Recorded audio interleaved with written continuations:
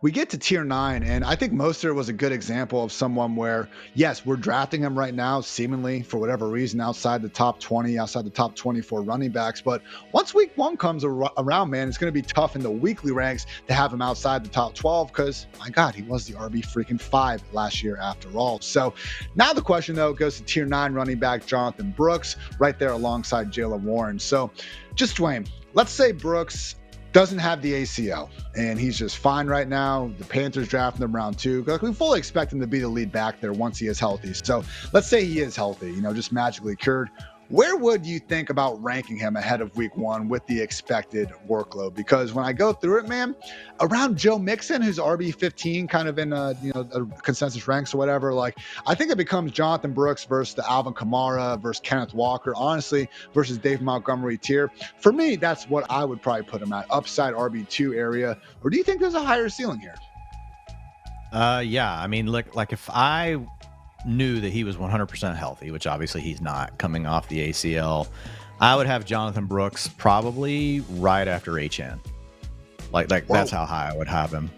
Yeah. So, I mean, look, it's the profile. You look at Jonathan Brooks, we have the running back supermodel over at FantasyLife that you guys can all check out as well, where I look at all the factors that have been the most predictive for scoring future fantasy points once you get to the NFL level. And the guys that profile like Jonathan Brooks, 48% of them posted a top 12 finish in their first 2 seasons. 71% of them posted a top 24 finish in their first 2 seasons. So I don't think it's a matter of if, it's more of a matter of when, most likely. Is Jonathan Brooks going to be a high-end running back 2 or a running back 1?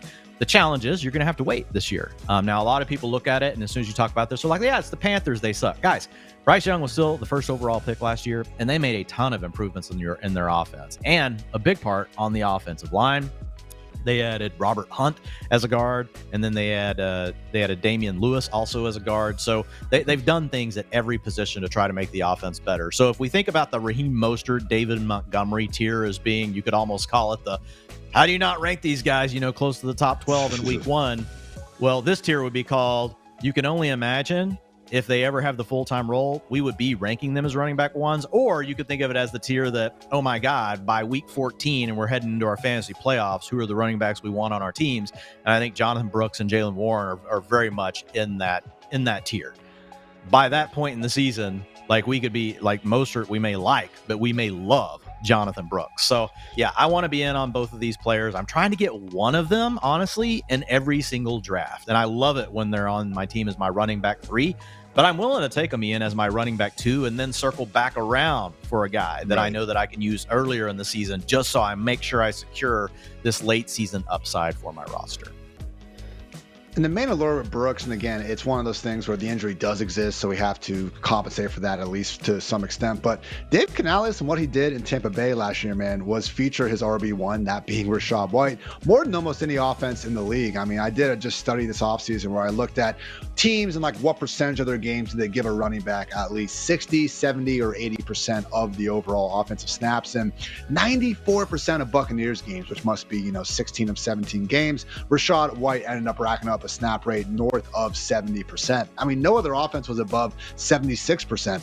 The Buccaneers, the Giants, and the 49ers were the only teams to give a running back 80% or more snaps in over 50% of their games. So if we get that with Jonathan Brooks, again, he's going to have so much volume, it should overcome the potentially porous offensive environment. And if the efficiency is anything as good as what Dwain's saying it could be, yes, even myself, as we're talking through, has probably underestimated the legit upside RB1 heights that he has on the table, honestly, as early as the end of this year. So Jonathan Brooks, where he's going, especially, guys, if you're in some of these redraft leagues where, you get the keeper that only really carries on for a year.